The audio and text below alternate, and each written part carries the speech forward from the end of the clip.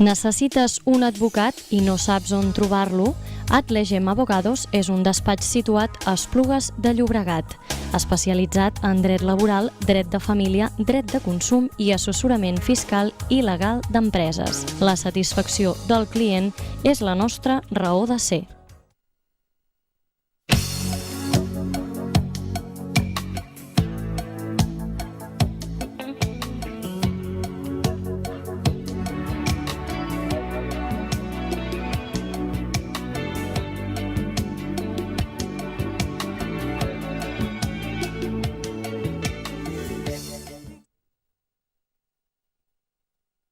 Buenos días, estamos hoy en nuestro programa semanal de Foradultas. Hoy estamos con nuestro compañero del despacho, Sergio Gil. Hola Sergio, ¿qué tal? Javi. Vienes hoy a hablarnos de la disolución de las empresas de responsabilidad limitada, las SL. Sí, en programas anteriores hablamos de lo que es la constitución de las SLs. Hoy vamos a hablar de cómo se extinguen esas Vale, perfecto. sociedades. Si te parece bien, antes de empezar con el asunto, vamos a recordarles a los telespectadores que nos pueden dedicar cualquier tipo de comentario con nuestro hashtag, que es hashtag Foradultas y el número del programa, en este caso es 49, y nos pueden mandar también cualquier tipo de comentario pues a nuestro Twitter, que es @aldegemabogados.com. Nosotros pues les contestaremos durante la semana todas las dudas que ustedes puedan tener, y bueno, pues sin más dilación vamos a empezar con la disolución de las SL. ¿Es lo mismo disolver una SL que dejarla inactiva, o hay alguna diferencia entre las dos cosas? No, no es lo mismo. Dejarla inactiva significaría que simplemente la demos de baja en Hacienda, ¿vale? Pero las obligaciones tanto fiscales como contables, es decir, deberíamos de seguir presentando el impuesto de sociedades, esas siguen presentes en la sociedad. Y por otro lado, cualquier tipo de responsabilidad de los administradores también sigue, pues, si se causa algún tipo de daño precisamente por haberla dejado inactiva. Los administradores pueden seguir siendo responsables de esos daños. Con lo cual, la disolución, como diremos, pues ya tiene unos procedimientos, unos cauces que se deben seguir, y entonces ahí sí que se extinguiría completamente la sociedad, y con ella todas las responsabilidades que se puedan derivar de cualquier acto. Vale, perfecto. Y entonces lo que son las causas de extinción, las causas de disolución, bueno, ¿sabes un poquito? ¿Nos podrías explicar cuáles son estas causas? Sí. Bueno, en la ley se nos habla de 3 tipos de causas que provocan la disolución de una sociedad limitada. Por un lado están las causas automáticas o de pleno derecho. Por otro lado están las causas legales o las previstas en los estatutos. Los estatutos, como ya dijimos en el programa en que hablábamos de la constitución de las sociedades, sería como la constitución, o sea, la ley marco de las sociedades. Sí, dijéramos que es la ley que se dan los socios a sí mismos, ¿no? Por ejemplo. Correcto, que a su vez no podrán contravenir a la ley de sociedades de capital. Pero bien, sí, es el marco regulatorio que se establece dentro del ámbito de la propia sociedad.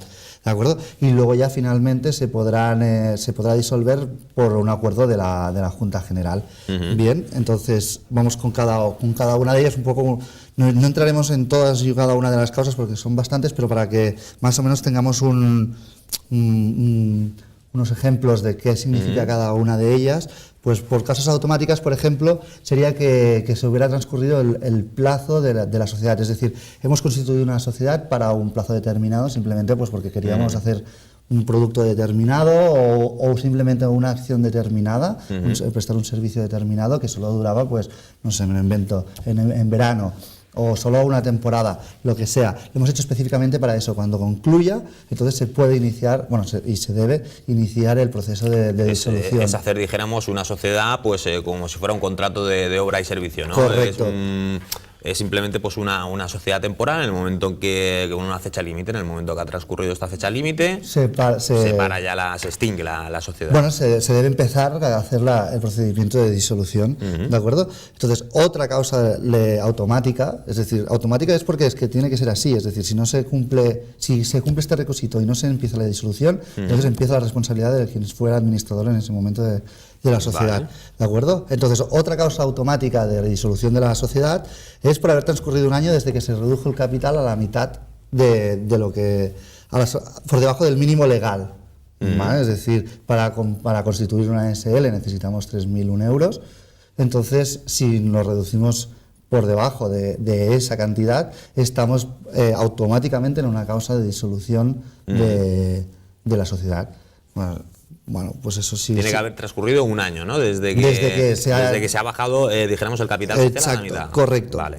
Y luego ya la otra causa automática es porque ya hayamos entrado en concurso. Esta es bastante obvia, vale. Es decir, si hemos entrado en concurso y se ha abierto la apertura de liquidación, es decir, concurso no significa, eso quiero que claro, concurso no significa siempre liquidar la empresa.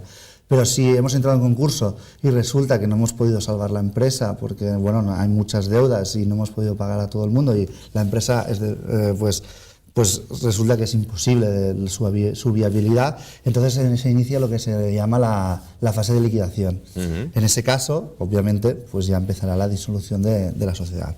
Vale. ¿De acuerdo? En cuanto a las causas legales previstas en los estatutos, esta lo que hará es que se tendrá que hacer por Junta General o por resolución judicial la disolución. ¿De acuerdo? Vale. Si como la otra es automática y se tiene que empezar ya los trámites con el registro mercantil para empezar la disolución, en esta tenemos que convocar junta o bien hacerlo por solicitud al juez para que empiece la disolución. ¿Cuándo se pedirá resolución judicial? Cuando haya desacuerdo entre los socios, es decir, cuando los socios se pelean entre sí, siempre acudir al juez lo antes posible.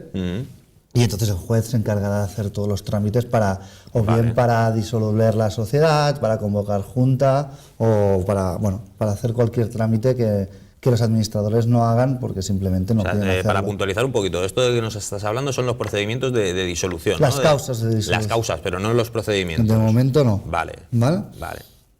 Bien, entonces, ¿cuáles son estas causas legales o previstas en los estatutos?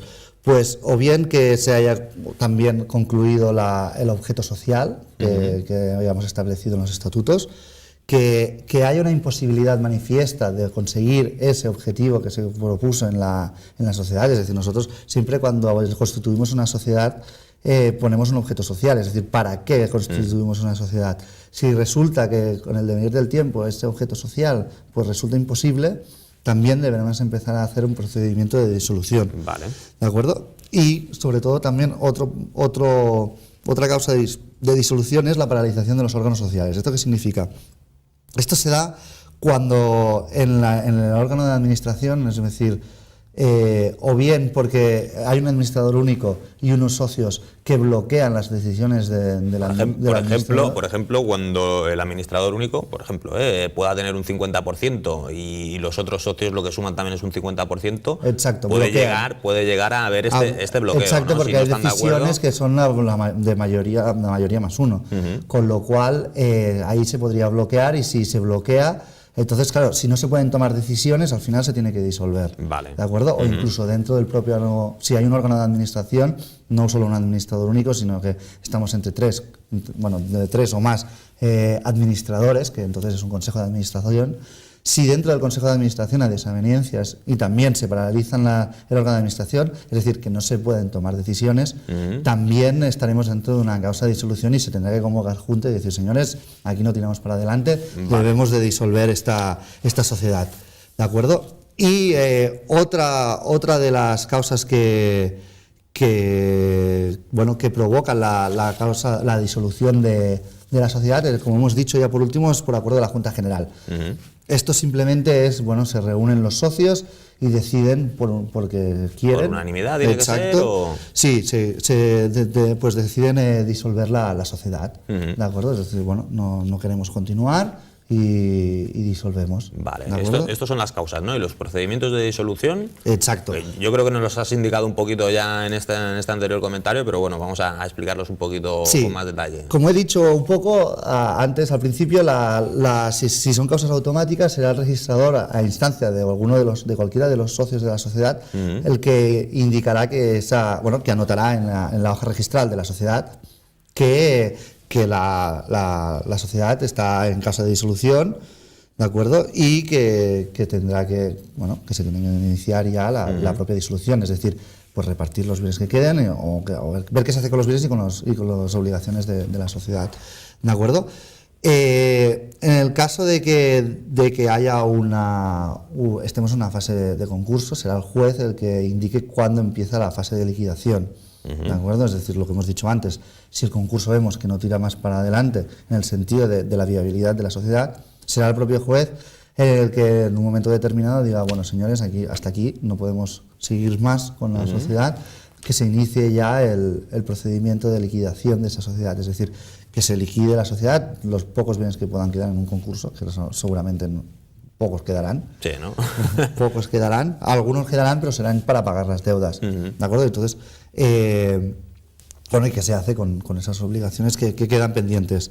Vale. ¿De acuerdo? Entonces, en cuanto a las causas legales o estatutarias, se requiere el acuerdo de la Junta, ¿vale? Y se acordará por la mayoría de los socios, ¿de acuerdo? Es por mayoría. Vale. ¿Vale? Y luego ya el acuerdo de la Junta General con el voto favorable de más de la mitad de los socios. Vale, entonces, a ver si lo he entendido bien. Los procedimientos de disolución pueden ser tres. El primero es por el registrador, a instancia de uno de los socios. El segundo es cuando hay un concurso que lo dictamina el juez. ¿Vale? Y el tercero es un acuerdo general, o sea, un acuerdo de la Junta General por más de la mitad del apoyo de los socios, ¿no? Correcto. O sea, dijéramos que son las tres causas, o los tres procedimientos, perdón, de disolución. Vale.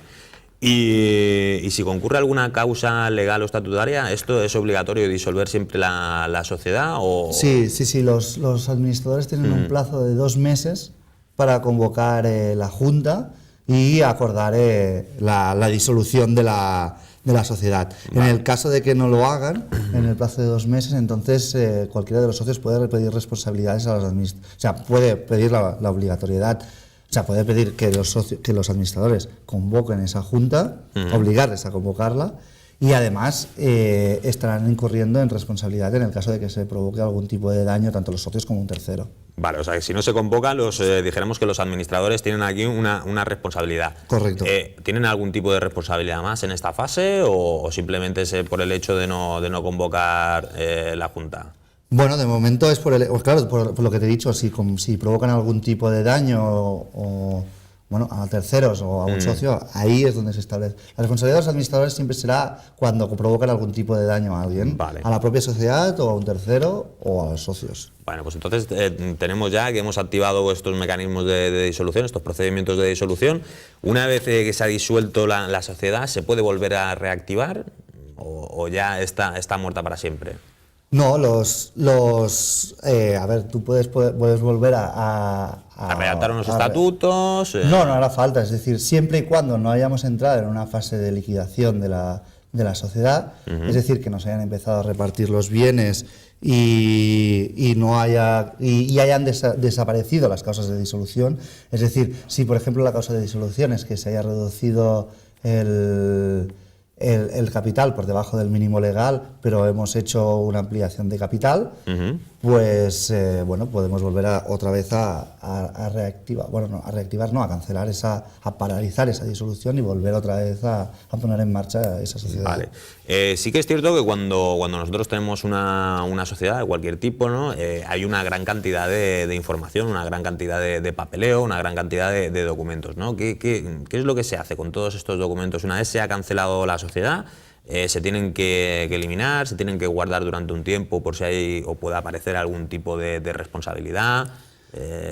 No, a ver, lo que tienen que hacer es que los liquidadores, porque cuando se convoca la Junta para disolver la sociedad, se nombrará lo que son los liquidadores, unos administradores que liquidarán esa sociedad. Entonces, esos liquidadores lo que tienen que hacer es registrar en el registro mercantil los libros y documentos de la sociedad para que así conste que esa sociedad está en fase de liquidación.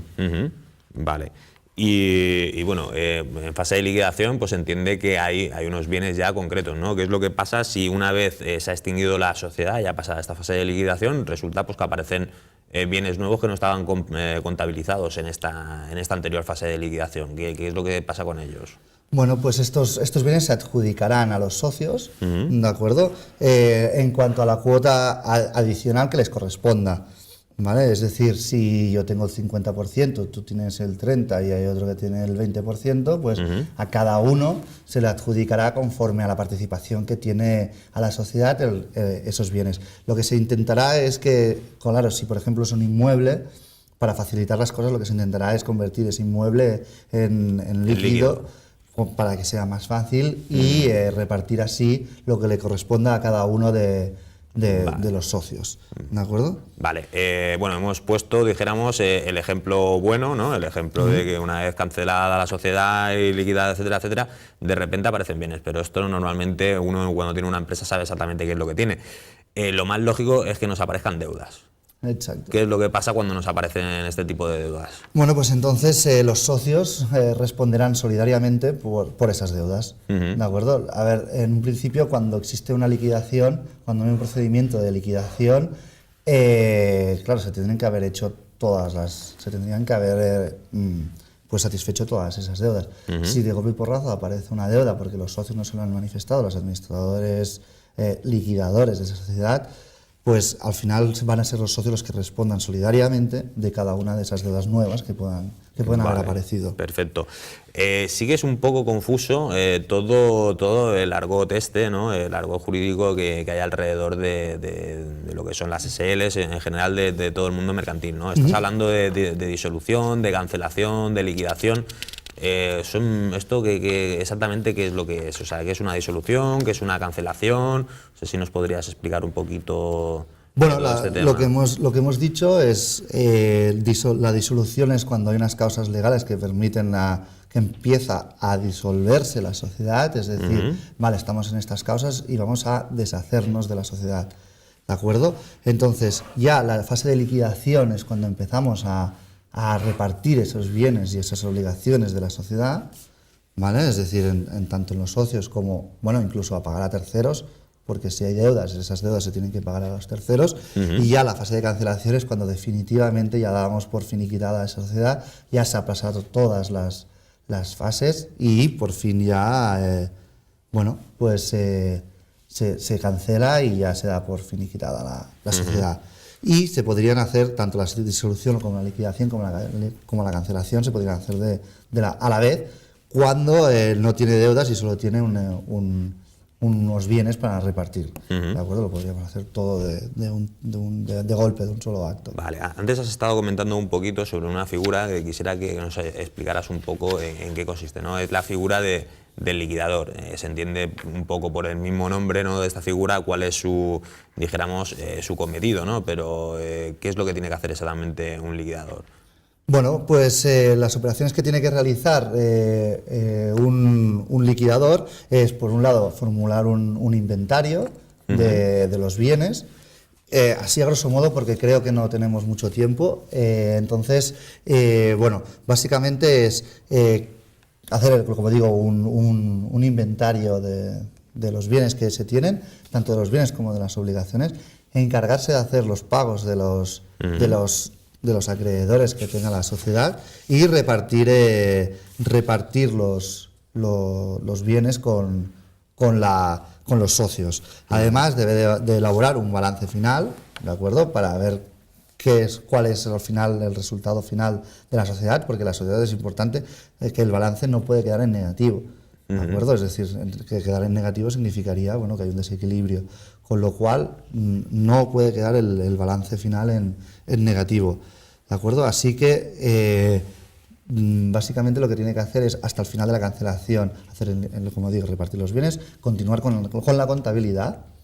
Así que hacer final continuar con la contabilidad y al final acabar con un balance y hacer el pago de las deudas que correspondan a la sociedad con respecto a los acreedores. Vale, perfecto. Y estos liquidadores que tienen toda esta serie de cometidos que nos acabas de narrar, ¿tienen alguna responsabilidad en el caso de que esto no lo hagan correctamente o que incluso pues que tarden más del tiempo normal y prudente en hacer la liquidación? Sí, así es. Si los liquidadores, porque al final no dejan de ser administradores, que siguen con la actividad de la empresa o la poca actividad que pueda haber, o incluso en el reparto de de los bienes. Imagínate que no pagan a todos los acreedores y en cambio reparten los bienes. Ahí se está provocando un daño a los acreedores. Con lo cual, ahí aquel acreedor que ha visto perjudicado su derecho de cobrar la deuda va a poder hacer una acción de responsabilidad contra el administrador liquidador porque se le ha causado un perjuicio. Vale. ¿De acuerdo? Y bueno, hemos estado comentando pues que siempre hay una serie de, o que puede haber una serie de deudas, ¿no? ¿Qué es lo que pasa si no se consigue pagar con el patrimonio que tiene la empresa, si no se consigue pagar a todos los acreedores de la misma? ¿Hay alguna responsabilidad del liquidador, de los administradores o de los que han sido administradores? Bueno, no se puede porque simplemente el patrimonio es inferior a la deuda, porque se ha hecho una deuda muy grande. Claro, primero es para derivar responsabilidad a los administradores, no a los liquidadores, sino a los administradores, porque es de la sociedad, hay que ver por qué ese volumen de deuda es el que es. A lo mejor es simplemente por el mero hecho de la actividad de la empresa, que no se ha podido evitar, y entonces, bueno, no habría responsabilidad de los administradores, pero si esa deuda es debida a un mal funcionamiento de la empresa o de los contratos que ha podido realizar los administradores, a sabiendas de que se estaba haciendo deuda, se estaba construyendo deuda, ellos seguían generando aún más deuda, entonces ahí sí que se podría incluso derivar responsabilidad a los administradores. ¿De acuerdo? Vale.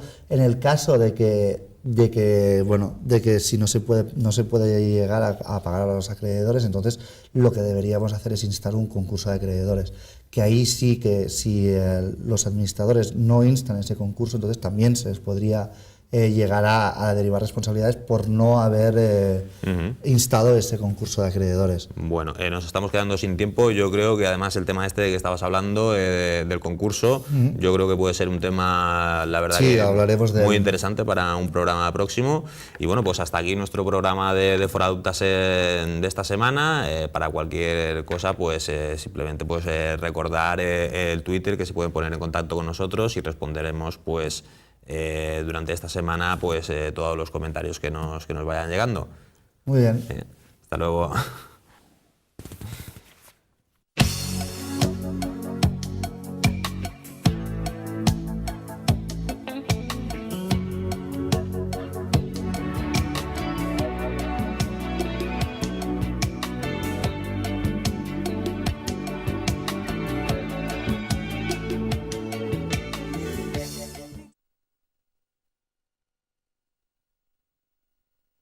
Necessites un advocat i no saps on trobar-lo?